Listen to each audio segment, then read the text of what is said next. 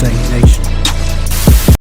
What's good, Saiyan Nation? It's the leader of New Saiyan Generation, Prince Arctic, aka the future Sayakage, and today, my Saiyan Elites, man, I'm bringing you guys a video I wanted to bring to you guys for the longest, man, but y'all know my situation if you guys have been here, what happened with all the footage and stuff like that, but that's okay. We about to get it in one take, Drake. This ain't gonna take long, so bear with me. If you guys are new here, man, go ahead, hit that thumbs up if this video was informative. If you guys like the energy, you guys like all this good stuff, maybe you guys want to check out me streaming or making other videos, go ahead and do that for your boy. With that being said, let's get straight into this video, man. And today, if you guys seen the thumbnail, you guys know what we're doing. We are doing some Shinobi Strikers formation. Now, if you are new to Shinobi Strikers, or maybe you've been in Shinobi Strikers since day one, and maybe you might not know anything about formations, maybe never heard of them, whatever that case may be, well, today is your one-stop shop, all right, to learn about formations. All right, now if you guys know anything about Naruto, anything how it started, have you been watching this from the beginning? If you're playing this game, I hope you watch Naruto.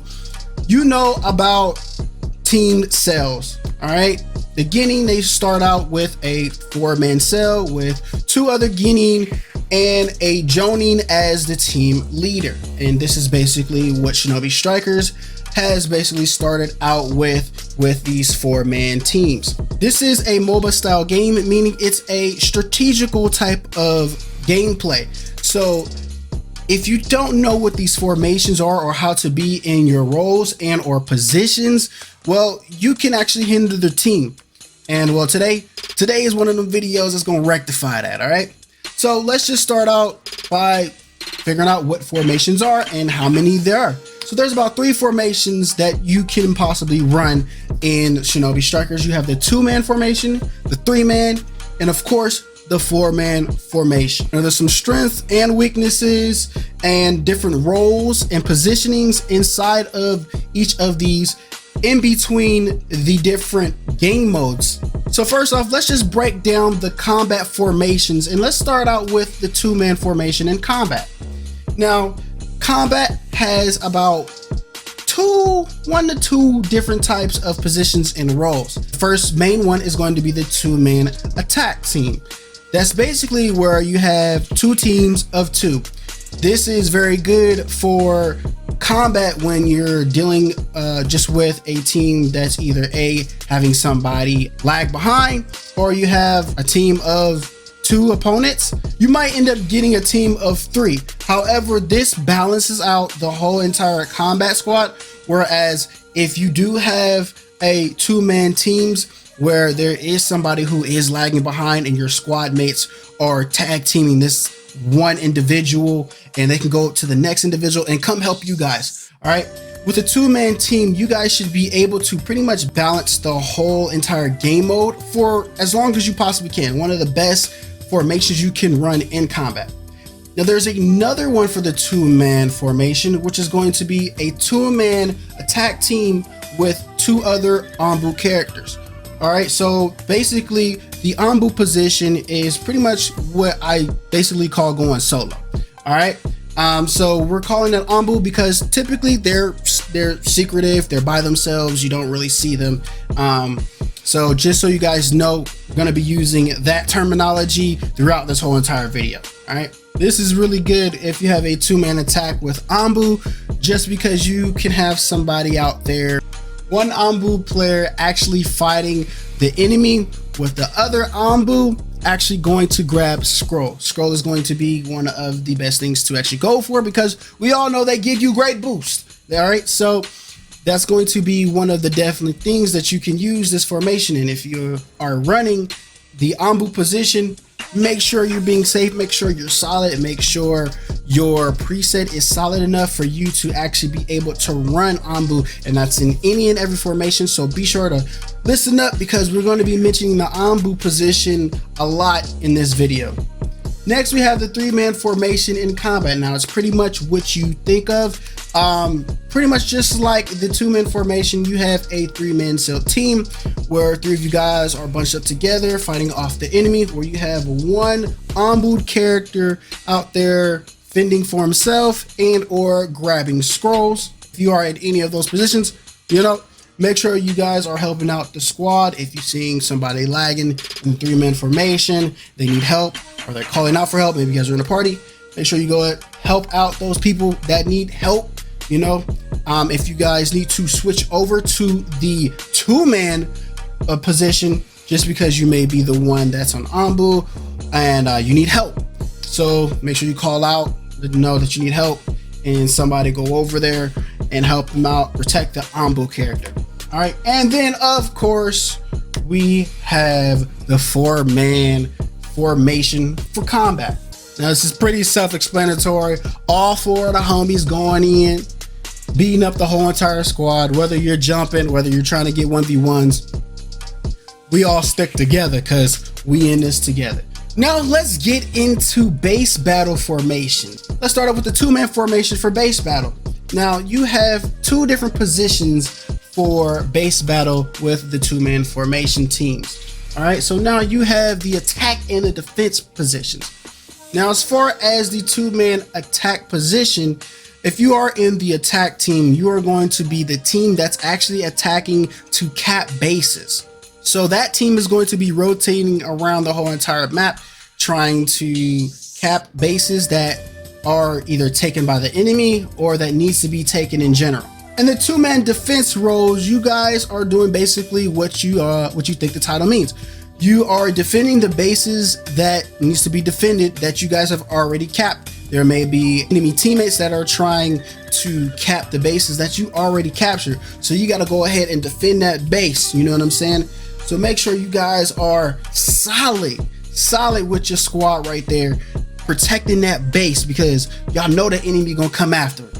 Now for base battle, we also have the 2-man 2 Ambu formation. Is pretty much what you guys are thinking, the 2-man 2 Ambu formation, where you have a team of 2 ninja fighting off, defending, and or attacking a base together, and you have one Ambu member collecting one base and another Ambu member collecting the other base. All right, so this is going to be one of more complicated formations. However, as long as you have 2 solid Ambu members, this one can be very efficient in getting more bases captured, holding bases, defending bases off.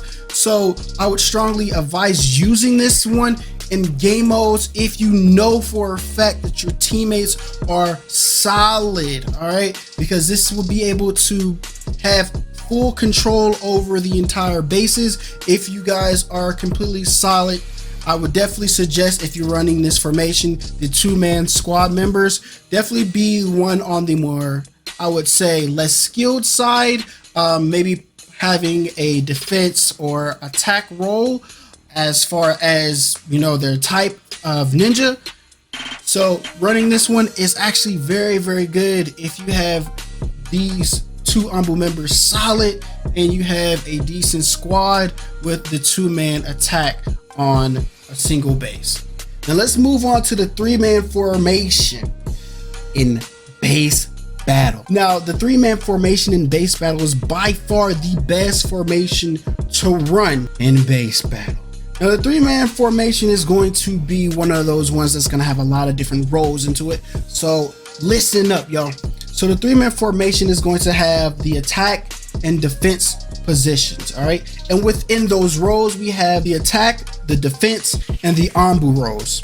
If you are running in the roles of the attack and the defense positions, you are more than likely on the 3-man part of the squad. And what you're basically doing is either obviously attacking or defending certain bases and making sure you guys are capping and or defending bases. Now, if you guys are in the Ambu position, like I said, anytime you guys are running the Ambu, you need to be solid. All right, if you're not that type of person that really can't run by himself, maybe you're a healer or maybe you're just not to that level, and that's okay. I don't advise you running Ambu because especially in base battle in this position, you have to be solid enough to be able to take on multiple different people. That way your other teammates can cap or defend certain bases. So let me give you guys a quick scenario about a 3-man position in base battle. say your team is capping one base and the enemy team is capping another base, and there's another base open, or it needs to be capped or protected. If you're running a 3-man position, you want to have your teammates that are in the 3-man group attack or defend at one base, while the enemy team tries to fight off that squad and also capping and defending one base. Therefore, if you're on the Ambu side of that role, you want to go ahead and cap the 3rd base. Like I said, you need to be solid enough. That way your team, whether they are above or below, if the other team is running a 4-man, 3-man, or 2, 9 times out of 10, you have a 75% chance on that attack/defense positions that you're going to have your team having the upper hand. Moving on to the 4-man formation. All right, the 4-man formation in base battle is basically what you think. It's very simple, very easy. It's gonna be like that through the whole entire video. It's basically all 4 of the homies get together, cap and defend bases. That's basically all that is. Now let's get into the flag. Let's just jump into it. So the 2-man formation, we have a lot to talk about in the 2-man formation in the flag battle. This position in flag battle is probably the one that I believe you should definitely use the most in flag battle, because it has so much potential that I don't think you guys even realize. So let's break it down. Now we have the 2-man attack defend positions. Now you have 4, and I quote, 4 different roles in these positionings. For your 2-man attack positions, you have the flag bearer and the flag protector roles. As far as the defense part of the positioning, you have flag protector and the alternate. So let's break down these roles real quick. In the 2-man attack positions, the flag bearer is basically what it says. You are the one, the sole proprietor, to try to cap the flag. Your jutsu should actually align with being able to move and traverse through the map to get back to your base as fast as possible, as safe as possible. Now, going into the attack position as the flag protector, you want to be able to protect the flag bearer as much as possible, as in fending off any defenders from the enemy teams. So I would advise you putting pretty strong jutsus. I would put AoE jutsus on your flag protector build, things such as majestic, anything that's pretty big that could hit multiple people, maybe even some moves that have super armor, just things that can protect you and the flag bearer. Now let's break down the defense roles. Now you have the flag protector. Now that's very similar to the attack flag protector role. You are protecting your flag, you're protecting the flag, you're going to be the one making sure that flag is where the flag is supposed to be, at the base. All right, you're going to be capping the flag. You're going to be making sure the flag is where it's supposed to be at all times. Nobody touches the flag. Let's talk about the alternate. Now this is going to be the Shinobi that can switch different formations here, there, making it a 3-man attack, making it a 3-man defense. This person right here is going to be the one that's going to be traversing in between defense and attack roles at all times. All right, this person should be the one that's attacking to the scroll. Like I said, they're moving everywhere across the map. However, they're going to sub focus on protecting your flag. However, making sure if the attack team is bringing the flag to our base, they meet them halfway to protect them, help out the flag protector on the attacking side by also making sure that their flag is protected as well.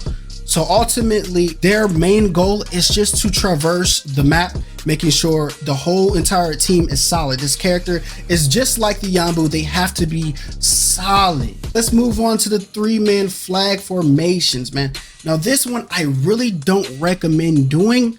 From here on out, I don't recommend doing these ones for flag battle. However, you are going to have to switch. And like I said, these formations are going to be quick, fast. You have to be very vigilant and very understanding of what position and roles you're playing and how fast that these roles transition and whatnot. Be very communicative here in a party. You guys can go ahead and make that successful dub. So the 3-man formation for flag is basically just like everything else. It has the attack and defense positions with the roles of attack, defense, and the ombu. Now, once again, self-explanatory from the other ones. The attack and defense positions, you are attacking. If you are in the attacking role, you are attacking the enemy's flag. If you are defending your flag. If you are the ombu, now this is where it gets tricky. Now the ombu, if you are running the 3-man attack formation and you are the ombu ninja, well, you're going to be the one that's pretty much doing all of the defensive roles that we mentioned. So if you're running the 3-man attack for flag, you're going to be defending the flag, and you're also going to be the alternate between making it a different position, getting the scroll, and protecting the flag. If you guys are running the defense part of the 3-man formation for flag, you're going to be the sole person attacking the flag, bringing it back. You gotta be solid. Your jutsus have to be solid, and you have to keep yourself safe because the enemy is going to be attacking you. Now up next, we have the 4-man formation, and I usually say I don't like this formation. However, I have seen this formation with flag battle really work very well. Now, like I said, the 4-man formation pretty much only has a small function. All right, it has the 4-man attack and defense for flag battle as well. Now, obviously, it makes total sense. Like I said, you're attacking with all 4 shinobi, or you're defending with all 4 shinobi. All right, now I've seen this work as well, where 4 members of the team, they stay at their own base, they take out enemies to get that extra buff, so you can get instantly cap the flag, and then they all 4 rush to the enemy team to cap the base. Now that's gonna be the end of this video, man. Did you guys enjoy this? Did this help you out at all? Do you understand a little bit more about positionings, roles, and formations inside this video? I hope you did, because I'm trying to tell you, I'm tired of solo queuing and y'all not knowing what y'all do. All jokes aside, man, if you guys enjoy this, man, keep blast that like button. It helps the channel grow, man. Let's get this joint to 20 likes at least if this helped you out at any point of time in your Shinobi Strikers gameplay. And with that being said, this is the leader of the new Saiyan generation, Prince Arctic, aka the future Sayakage, signing out. Make sure you guys like, comment, and subscribe to show your Saiyan pride. With that being said, my Saiyan elites, stay strong, stay safe, and most importantly, stay prideful. You display nothing but savagery.